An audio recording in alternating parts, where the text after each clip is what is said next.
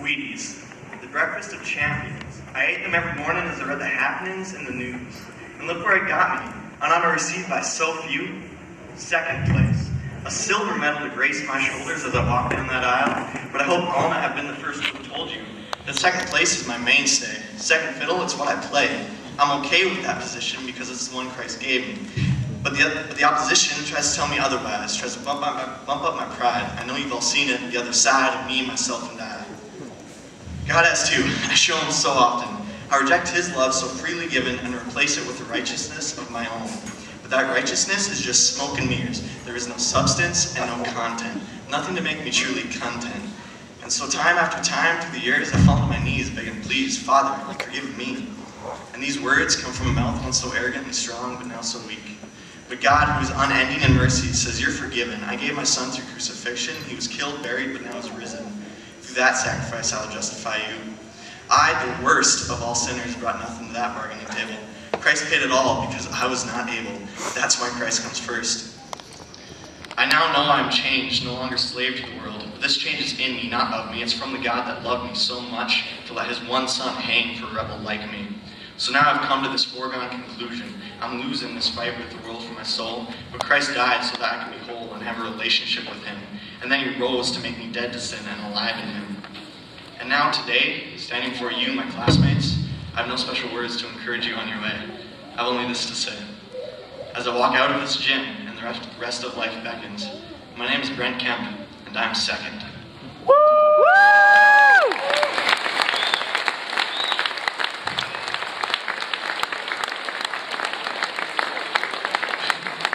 That was for you, Caitlin.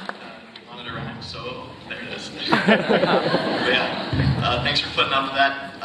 And now, since my rapping skills aren't exactly up the hood, I'll elaborate. Like I said, every morning for the past 13 years, I've eaten Wheaties, the breakfast of champions, mind you, for breakfast. But you know what it's got me? Second place. Salutatorian. But I'm okay with that. Not because mediocrity is my best friend. It's not.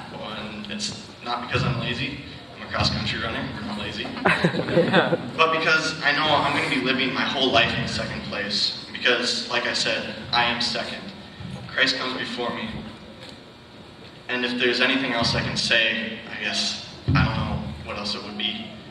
But after all Christ has done for me, I don't know how my reaction could be anything but living holy for him. I deserved death. I was, like I said, the worst of all sinners.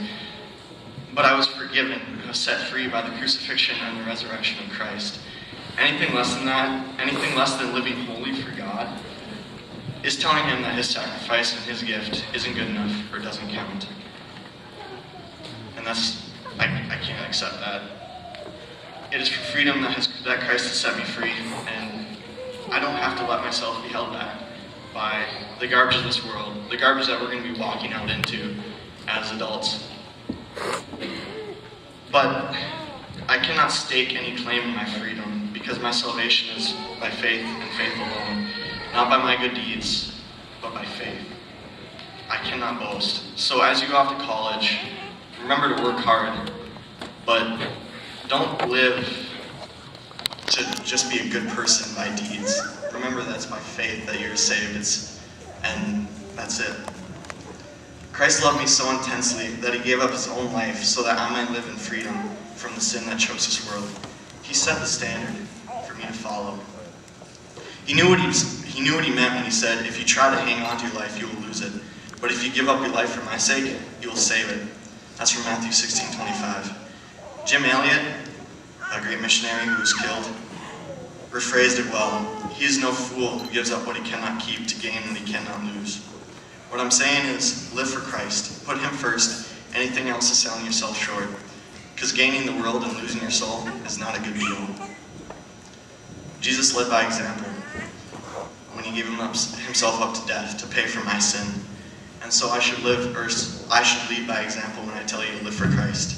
So again, my name is Brent Kemp, and I'm second.